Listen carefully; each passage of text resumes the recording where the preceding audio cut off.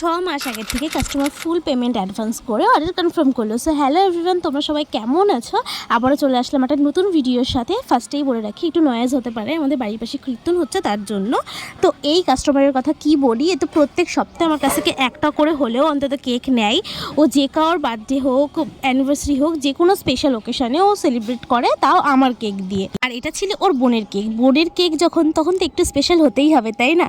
তার জন্যই আগের থেকে বলে রেখেছিল। আমি ওকে বারণ করেছিলাম যে আগের থেকে ফুল পেমেন্ট অ্যাডভান্স করো না, আমি হয়তো ভুলে যেতে পারি। ও আমাকে বললো না, তুমি ভুলবে না, আমি তোমাকে 2 দিন আগে মনে করিয়ে দেবো। সেই মতো আমাকে 2 দিন আগে মনে করিয়ে দিয়েছিল, তার জন্যই এখন কেকটা বানাতে পারছি, নাহলে আমার মাথার থেকে জাস্ট বেরিয়ে যেত। সে যাই হোক, এই কেকটা আমি বানাচ্ছি। এখানে একটা ছোট্ট লিটিল প্রিন্সেস আমি বসাবো। সেই প্রিন্সেসটা কিন্তু ওরই বোন, যেটা এআই দিয়ে করা। ফটোটা এতটা কিউট লাগছে কি বলবো। আর যে পরিমাণে গরম পড়ছে, আমরা মানুষরা তো ঘেমে জল হয়েই যাচ্ছি। আর কেক কি বলবো, এই সময়টা হোম বেকারদের কাছে একটা হেডেক টাইম থাকে কেকে ক্রিম গলে যাওয়ার জন্য। তো কেকটা কেমন আছে অবশ্যই আমাকে জানিও। Bye bye.